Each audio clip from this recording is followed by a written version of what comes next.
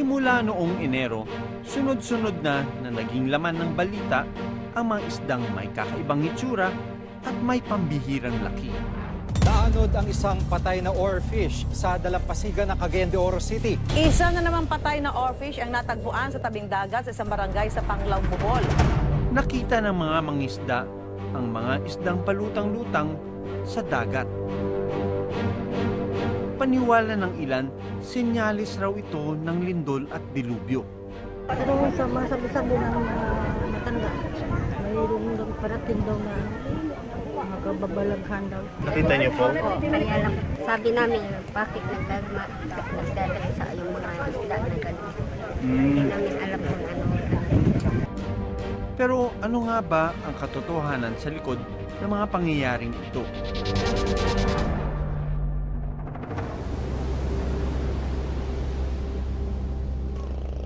Dito sa Barangay Tabok, Libertad Antique, nakita ng mangisdang si Vince ang isdang ito na palutang-lutang malapit sa kanyang lambat noong March 15.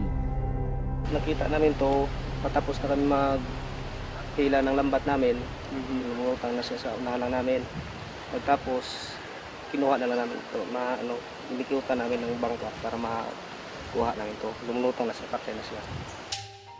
Triniserba nila sa yelo ang isda para mapakita sa aming team.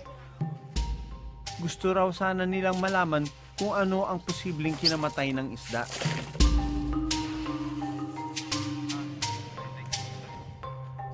May nabalitaan po kami na parang may isang kakaibang klaseng isda. Oo, Dok. Mayroon nga. Kailan nyo po ito nahuli? Na ano ito, Dok, nung March 16. Kakaiba itong isda na ito. No? I've never seen something like this before. And ang tawag ata nila dito yung oarfish. Maging ang kapitan ng barangay na dito pinanganak, ngayon lang nakakita ng oarfish. Napansin kong putol ang katawan ng oarfish. Ay, putol ang putol ang katawan niya. Yun din, Dok, talaga ang paghuli, putol na talaga. Putol na talaga ito. Nung pinakita ng barangay captain yung isda sa amin, the eyes pa lang, yung mata niya, no? Ang laki-laki na kagad. Mas maiksi yung ngipin niya. So, maybe ang mga kinakain nito ay mas mga malilit na prey ang kaya niyang kainin. And then, yung laman niya is very rubbery. Interesting, pwede ba namin ito buksan? Baka sakali may makita tayo kung ano-anong mga interesting things. Parang ribs ng tuta. Ganon kalaki yung ribs niya. Let's see. Ito na, hiwain ko na, yung tiyan niya. Tigas. Yan yung mga tinatawag na rugae of the stomach. Yan yung mga grooves ng tiyan na kung saan nandyan yung mga nag-absorb sa nutrients na nadadigest nila. Yung mga sustansya na nakukuha nila.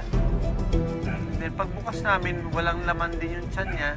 So, tinignan ko yung intestines niya and stomach, and I discovered that they had parasites in their system. Which is not new for us dahil every time nagda-dissect kami ng deep sea fish, may nakikita kami parating parasites. Ayun, I think that's tapeworm. So infested itong oarfish na ito.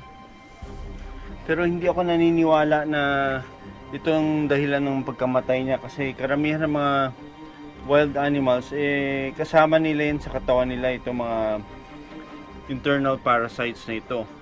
Pero kung nagkakasakit sila, mas nakakadagdag sa pagkahina ng katawan nila. So nagpaalala ko sa mga tao doon na pag may mga nahuhuli sila, mag-iingat din sila pag kumakain silang hilaw na isda dahil pwede silang mahawahan. There still needs to be a lot of studies to find out kung ano ba yung mga importansya ng mga parasites nito sa mga isda dito sa deep sea natin. So makikita natin doon sa mga ibang videos na ilang tao nagbubuhat ng oarfish So itong hawak ko na ito, pwedeng juvenile pa lang ito o maliit. Pero lumalaki ito ng mga ilang feet, umaabot ata ng mga 20 or more feet. At sobrang bigat nito. Pero ito, maliit pa lang, namamatay na sila. So what could have been happening to them under the sea? Alamin natin yan with our experts.